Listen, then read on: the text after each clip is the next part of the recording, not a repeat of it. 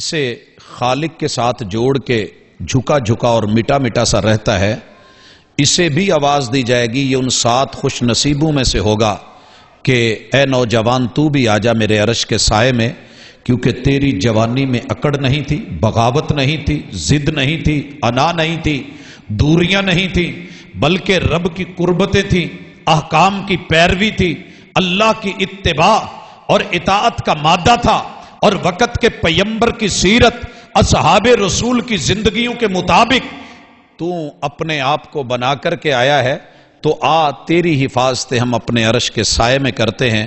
حضرات، نوجوان کی شان تو یہ تھی کہ وہ ان مناظر کو دیکھتا، لیکن ہوا کیا ہے کہ جب جب سے ہم دور ہوئے ہیں، تیری جبیں پر نشان پڑا تو کیا پڑا، کوئی ایسا سجدہ کر کے زمین پر نشان پڑے۔ آج کے نوجوان کی رگوں میں جو خون ہے وہ کسی بے نماز کا ہوتا ہے۔ پہلا سبب، نطفے، پانی کی بوندیں اپنا اثر رکھتی ہیں۔ آگ، ہوا، پانی اور مٹی جس سے تیرا میرا خمیر بننے جا رہا ہے، باپ کی پشت میں اور ماں کی سینے کی ہڈیوں میں، باپ کی پشت نے مڑ کے نہیں دیکھا، رب کے گھر آ کے ان قدموں نے کبھی گڑ کے نہیں دیکھا، ہاتھ اٹھا کے کبھی اللہ اکبر کر کے نہیں دیکھا، رب کے سامنے آ کے ثنا پڑھ کے نہیں دیکھی، فاتحہ کے ساتھ کبھی زبان ہلا کے نہیں دیکھی، اور سورہ اخلاص یا قرآن کی دیگر سورتیں پڑھنا تو بڑی دور کی بات ہے۔ نہ اس کی کمر رب کے سامنے جھکی، نہ سجدے میں پیشانی گئی، اور نہ رب کے سامنے کبھی دھرنا دے کے تشہد کی حالت میں انگلی کو ہلاتے ہوئے۔ تو جس وجود سے یہ بنا ہے اس وجود کا بھی تو اثر ہوتا ہے۔ حضرات، یہ بات یاد رکھیے، غذائیں اثر کرتی ہیں، معدے تک جاتی ہیں، جیسی ہوں ویسے۔ آپ چاروں طرف دیکھیے، ہم جہاں سے کھانا لے رہے ہیں، ہوٹل، روٹی پکانے والا بے نماز،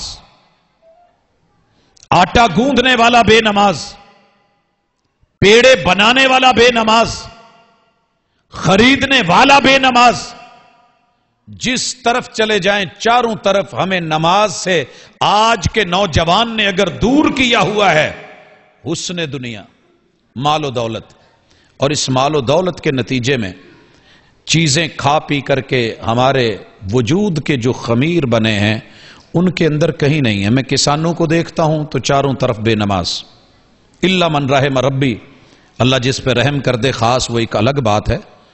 تو جب سبب ڈھونڈنے چلے ہیں، سبب ڈھونڈنے چلے ہیں، تو میرے وجود کا جو حصہ ہے، جس سے میرا خون بنا، جس رحم مادر میں میری زندگی گزری، فَلْيَنْظُرِ الْإِنسَانُ مِمَّا خُلِقَ مِن مَّاءٍ دَافِقٍ يَخْرُجُ مِن بَيْنِ الصُّلْبِ وَالتَّرَائِبِ۔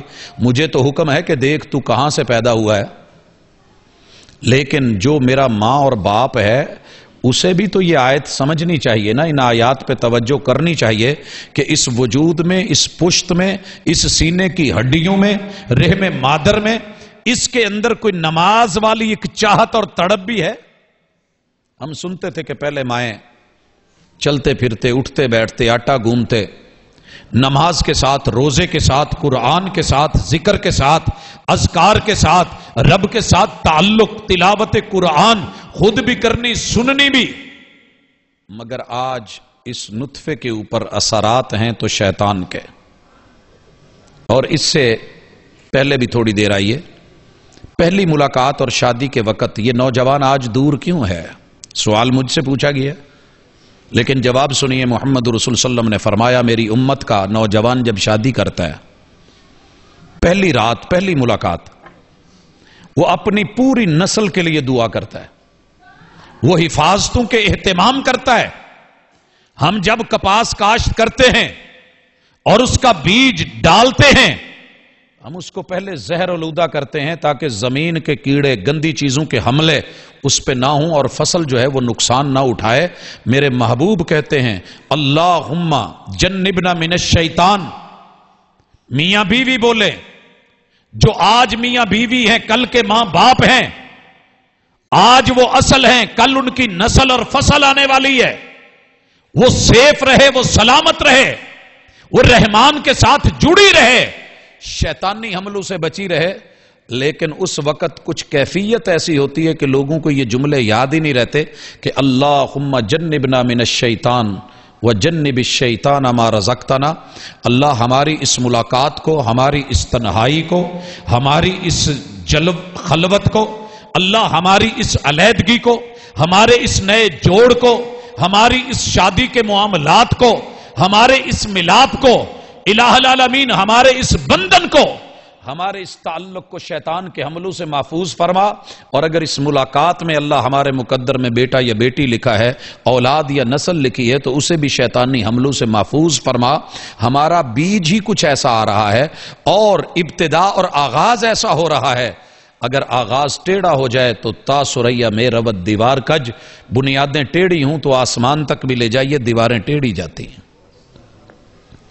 حضرات والدین کو سوچنا ہوگا. اور کل کا والدین، ماں باپ، آج کا نوجوان ہے، پہلے نطفے میں، اصل میں، اساس میں، بنیاد میں وہاں یہ ہے نہیں. اور دوسرا اس کی حفاظت کے لیے، رحمان سے جڑنے کے لیے کوئی دعا بھی نہیں، کوئی التجا بھی نہیں، کوئی التماس بھی نہیں، کوئی استدعا بھی نہیں، اللہ کے ہاں کوئی درخواست بھی نہیں. یاد رکھیے، اگر درخواست نہ دی جائے، ڈیمانڈ نوٹس نہ بھرا جائے تو میٹر نہیں لگتا، تیرے گھر لائٹ نہیں آتی، پاور نہیں آتی. ٹرانسفارمر میں ہوتی ہے، محلے میں ہوتی ہے، گلی میں ہوتی ہے، مگر تیرے گھر تک پہنچنے کے لیے جب دنیا نے نظام رکھا ہے کہ مانگ، ایپلیکیشن دے، تیرے رب نے بھی اصول رکھا ہے کہ بندے مجھ سے مانگ تو مجھے اچھا لگتا ہے. رب جعلنی، رب بھی، ہم نے مانگنا چھوڑ دیا، کہنا چھوڑ دیا. دعا صرف رٹا رہ گئی، الفاظ رہ گئے، وہ تڑپ نہ رہی، وہ چاہت نہ رہی، وہ تمنا نہ رہی، وہ فکر نہ رہی. رب جعلنی مقیم الصلاۃ ومن ذریتی. اللہ، یہ کون دعا کر رہے ہیں؟ وقت کے نبی کر رہے ہیں، وقت کے نبی. اللہ مجھے بھی نمازی بنا اور میری ذریت. ذرہ کیا ہوتا ہے؟ ریت کے ذرے کو تو آپ سمجھتے ہیں. وَمِن ذُرِّيَّتِي، اللہ میری ذریت قیامت تک کے لیے جہاں جہاں بھی ہو، پیدا ہو، جدھر جدھر جائے، جہاں جہاں پھیلے، میں ہوں یا نہ ہوں، میری زندگی میں یا میری زندگی کے بعد، میرے بیٹے بیٹوں کے بیٹے، میری بیٹیاں بیٹیوں کی اولاد، اللہ ان کی اولادوں کی اولادوں کی اولادوں کی اولاد، میری پوری ذریت کو میرے رب نمازی بنا دے. مجھے بھی بنا، میری ذریت کو بھی نمازی بنا. آج یہ چیزیں ہم سے ختم ہوتی جا رہی ہیں. زبان پہ ہی یہ بات نہیں رہی، لفظوں میں بھی نہیں رہی. نماز پڑھے تو پھر تو شاید کہیں تشہد میں یہ جملے کہہ لے، لیکن اپنے رب سے مناجات کرنا، تڑپ کے مانگنا، اللہ کو کہنا، یہ چیز ختم ہو گئی. یہی سبب ہے کہ اصل اور نطفہ بھی نمازی نہیں، خمیر بھی نمازی نہیں، جس آگ ہوا پانی مٹی سے بنا ہے وہ بھی نمازی نہیں، جس خون سے پرورش پائی ہے وہ بھی نمازی نہیں، وہ بھی نمازی نہیں. اور اگر ہوں تو پھر اور کئی اسباب ہیں جن کو ہم دیکھنا چھوڑ گئے، سمجھنا چھوڑ گئے. تھوڑی سی بیماری ہو، کیلشیم کی کمی ہو تو لوگ بھاگتے ہیں. بچے کے منہ پہ داغ پڑ جائیں تو ڈاکٹرز کہتے ہیں کہ آپ اس کو کیلشیم کی کمی ہے پورا کروائیں، خوراک کی کمی ہے خوراک دیں، دودھ کی کمی ہے دودھ دیجئے، پھل فروٹس کی کمی ہے وہ دیجئے، اس کو ڈرائی فروٹس دیجئے، اس کو یہ فلاں فلاں چیزیں مہیا کیجئے. حضرات یہ جسم کے اندر تو طاقت نہ رہے تو فوری ڈرپس بھی لگیں، انجیکشن بھی لگیں، میڈیسن بھی ملے، لیکن جو روح خوراک سے محروم اور بھوکی رہے. ہمیں پتہ ہی نہیں ہے.